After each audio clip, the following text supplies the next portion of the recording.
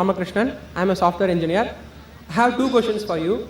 The first is, what does Islam say about donating organs after death? Is it okay or is it prohibited? Second question is, what does Islam say about atheists? That's it. The brother has two questions. I think non-Muslim are one asking two, no problem. The first question is, what does Islam say about donating organs? Second question is about atheist. As far as the first question is concerned, what does Islam say about donating organs? There is no direct verse in the Quran or any Sahih Hadith which says whether organs can be donated or not. But there are various conferences that have held in Saudi Arabia, in Malaysia, and various different parts of the world. And the scholars have come to a common consensus that if three things are fulfilled, then organs can be donated. Number one, the person who requires an organ, but natural, it should be a major benefit to his health. He can receive organ as long as it's a major benefit or saves his life. Point number two, the person donating the organ, after he donates the organ, it should not be a major loss to his health. For example, if I donate my heart, I will die. So I can't donate my heart. But the doctors say that out of two kidneys present, a person can even survive with one kidney. So if my mother has a kidney failure, both the kidneys have failed, I can very well donate my one kidney to my mother, even she lives, even I live. But naturally, after a person dies, if he wants to donate any other organ, that is permissible. But if he's alive, he should not donate any part of the body which will cause a major damage to his health or a loss of life. And the third criteria is, it should not be for money. No one should sell organ. If all these three conditions are fulfilled, then organ donation very well can be done. As far as the second question is concerned, what does Islam have to say about atheists? As far as I'm concerned, whenever I meet an atheist, are you an atheist, brother? He said no. Whenever I meet an atheist, the first thing I do is I congratulate that atheist. People may wonder that why is Zakir congratulating atheists? The reason I'm congratulating atheists is because most of the human beings, they usually do blind belief.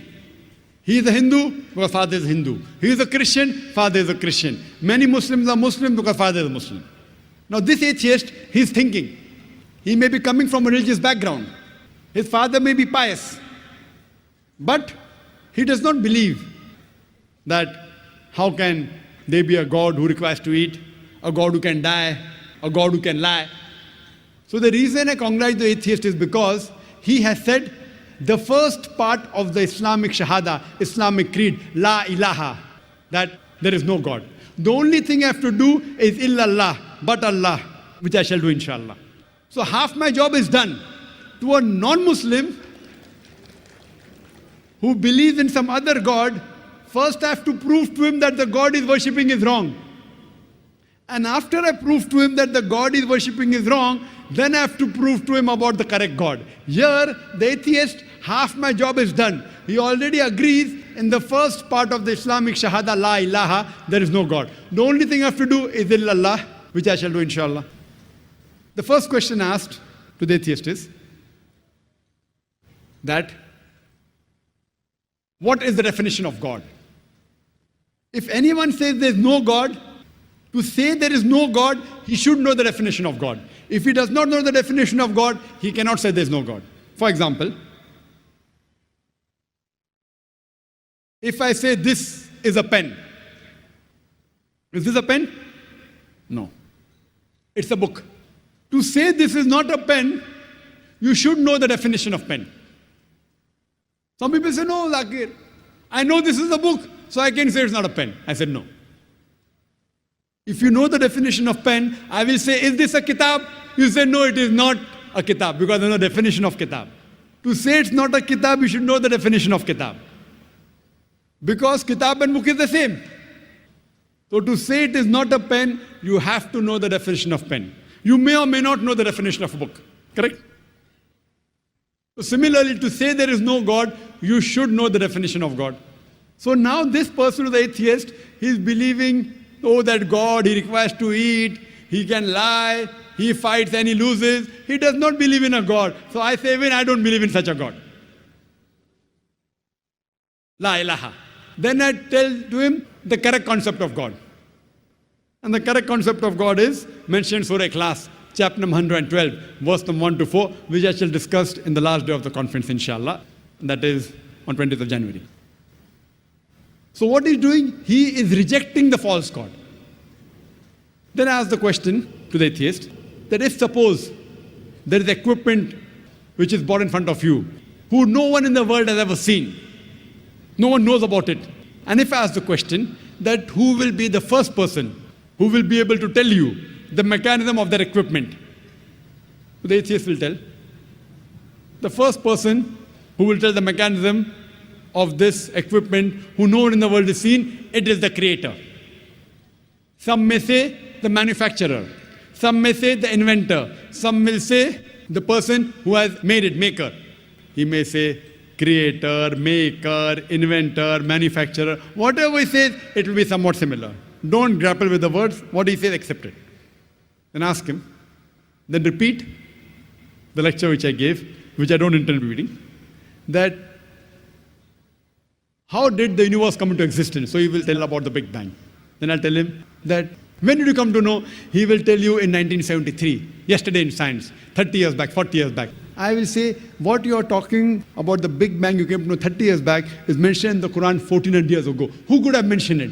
He will say, maybe it's a fluke. Don't argue with him. Continue. What is the shape of the earth? He will tell you, previously people thought it's flat, now we know it's spherical. When did you come to know? He will tell you 1577, when Sir Francis Drake sailed around the earth. When? 300 years back, 400 years back, 450 years back. The Quran mentions 1400 years ago. Who could have mentioned it? He will say, oh, maybe your Prophet Muhammad, peace be upon him, he was an intelligent man. Don't argue, continue. Light of the moon, is its own light or reflected light? He will tell you, previously we thought light of the moon was its own light. Recently we have come to know a couple of hundred years back, it's reflected light.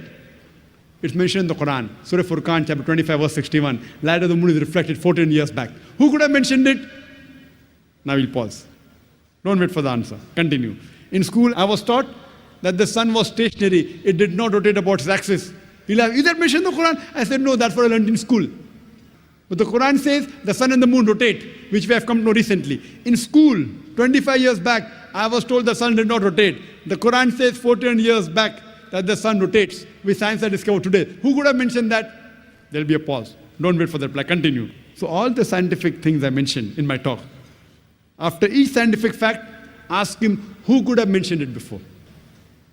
And finally, he will tell the creator, the manufacturer, the inventor, the maker. This creator, this manufacturer, this producer, this inventor, we in Islam call as Allah. That's the reason today science is not eliminating God, La ilaha, it is eliminating models of God, illallah. Therefore, Sir Francis Bacon, a very famous philosopher, he said that little knowledge of science makes you an atheist, in-depth knowledge of science makes you a believer in God. So, with this help of this lecture, Quran Modern Science, you can prove the existence of God scientifically. Hope that answers the question.